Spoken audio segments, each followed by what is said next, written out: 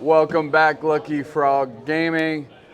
This is Joe, and I'm here with my new friend, Lynn, from Blue Gear Studio. We met here at Geek Game Days. Yep. Very excited to talk about all things Blue Gear Studio. Why don't we start very simple? Tell us a little bit about yourself. Yeah, so I've been creating board games since 2017. What inspired me is my cousin came down from California, Yeah. and he brought out some board games, and I would think it was like Monopoly, it was like checkers or something, but he whipped out a game. It was called Ticket to Ride. Oh, okay. Yeah, so we start playing that, like, oh, this is interesting. And there's some like elements of strategy. There's some elements like that's not in Monopoly. And so I'm like, okay, this is getting good. So I stopped playing, like, oh, this is so cool. And then and then after when he left, I talked to my brother Michael. He's like, what can we do this? We could make board games. This looks interesting. Like, and then from there we're like, okay, let's start making a board game. So that's why it started the whole company. So Ticket to Ride was your gateway game, Yes. so to speak. All right. What was so then from there, what was your first game? Where did you start your gaming adventure? Like the first game, like we created, or the Yeah, first. yeah, Oh, like what- so the first game we ever created was called Knights of Glory. Knights of Glory, Yeah. okay. So it's Knights of Glory is kind of like a bluffing style game. Okay. You're trying to bluff your way out of a dungeon. So everybody's going to take turns trying to roll dice, match the dice with the cards in their hand, and just like if you ever play BS before, you kind of know what's in the deck. Yeah. And you, if someone's trying to play that card, like say a sword, and you have both swords in your hand, that person's calling, you call them out in BS. Oh. So then if they get caught, they go back one dungeon. Otherwise, they advance one dungeon. So. Oh, And well, you- there you go. Yeah. So as you've been, developing games, what are some of like the learnings that you've had? Because I would imagine I've never developed a game myself. I've had the opportunity to talk to many developers. What are some of your like things that you've learned along the way? I think in the, the game space? the main thing is do not make the artwork first. Okay. That was a mistake that we did. We made the artwork for all the cards, made the artwork and then all of a sudden we found something that broke in the game. Oh crap! We got to redo the whole artwork. So we knew that I'd never do start having art finalized before the game is finalized. So you would recommend starting mechanics first, Yes. and then do the art. Yes. Okay, that's fantastic. What would you say? So obviously we have several of your games here. Beautiful standee, and as well as this one, which we got to actually alpha test, and there are. We'll try to link a video of some of that footage of the newest game that's not even out anywhere yet. We're completely 3D printed. But what would you say sets Blue Gear Game Studio games apart from other games? Like what do you go for? I think mainly is quick games. We like quick, fast games. We don't want Okay. games that are going to take hours to play or hours to learn. So we want games that are when people see it, oh, all right, how do you play? Oh, 5-minute demo, boom, they're in the game. We don't like games where it takes so long and too much complexity in the rules and all that stuff. So our games are pretty simple, fast, quick to learn. Love that. Yeah. And so with that, do you have like a target audience in mind when you think about something like that? Yeah, so mainly we love family-oriented games. So we kind of like have the game, make sure the game's for all the ages. Okay. So that way it's fun. All the family can come and play together. Not like kids play your games, adults play your games. So we kind of like make games that are family friendly. Yeah, and I can tell you, and I'll do a quick plug here for Spin Stack because you guys were gracious enough to give us a copy, which we will definitely be doing a review of and unboxing later. And I can say, like, that is a perfect example of a family game. Yep. I could see it playing with nieces and nephews. It just anybody who comes over. It's so much fun. And this marble game, which I know technically it's called Pathfall. I know that that's a working title, so we won't officially say that that's the name. But this game when I tell you, just playing with the components was so exciting. So I am definitely looking forward to trying out some more of your games while we're here. And on that, what are there any like other game developers? Like what other designers have inspired you, or are you fans of when you look out there at the gaming world? I don't. Yeah, that's a good question. That I haven't like really like explore other people like. And most people like they play a game and they're fascinated by that, and then that they take that to account to make their games.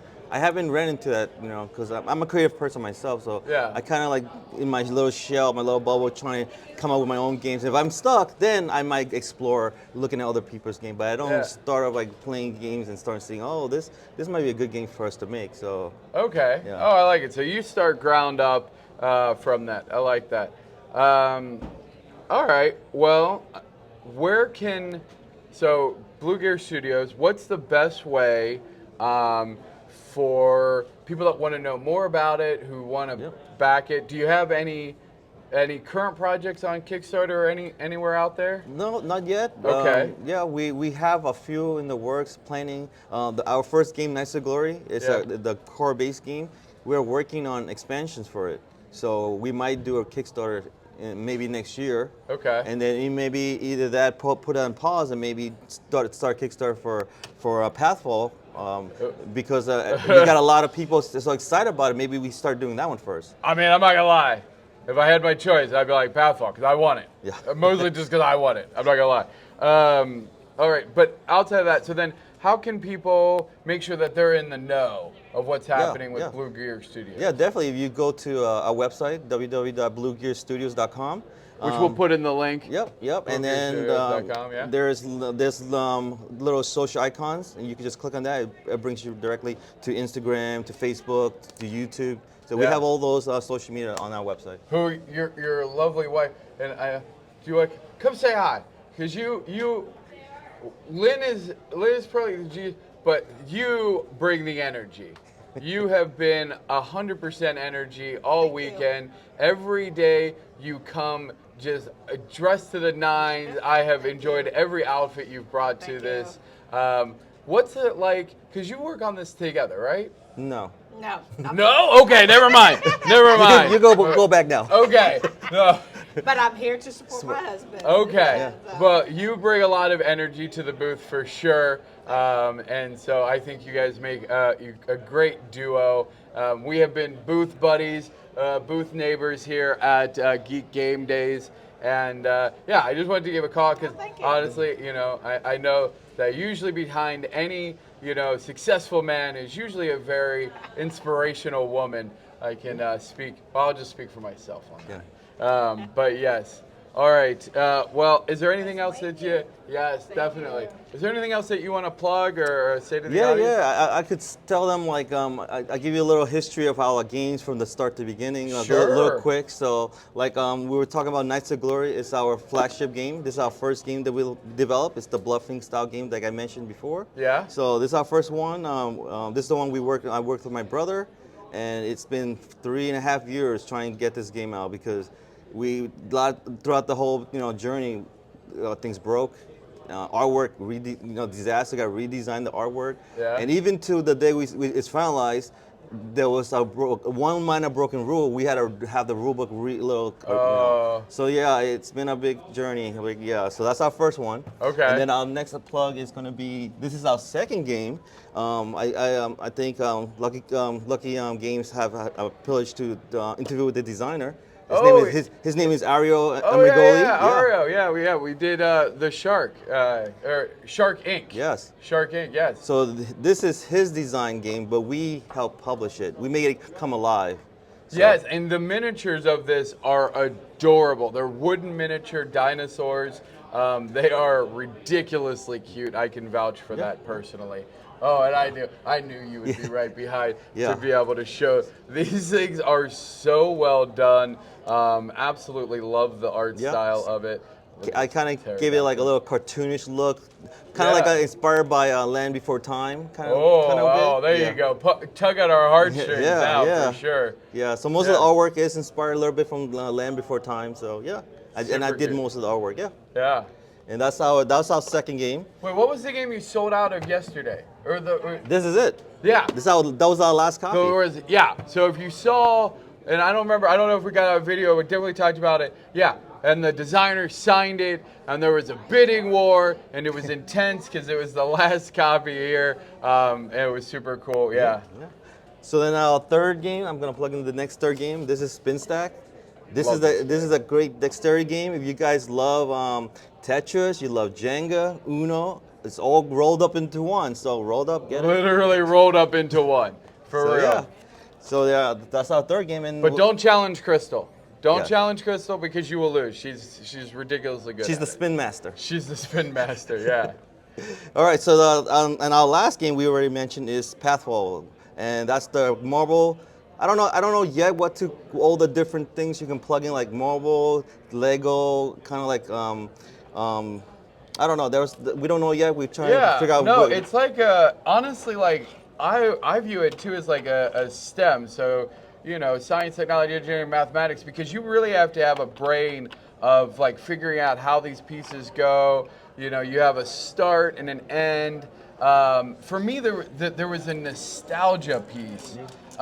Because there was this game back in the day, and me and my buddy would play with it, and it was just tubes and funnels and little spinners, and you would just drop marbles down, and it would just go down a path. But I remember spending hours just playing with it, and this gives me that feel, but it's very challenging. Yeah. So a little demo of a very short track. Short track. So you got a start and an exit. You drop the marble in, and boom. There you go. Yeah, and you score points by creating the longest track. So yeah, but it's not just that easy. It's not just because this to me, so this in and of itself, I could just play with for hours.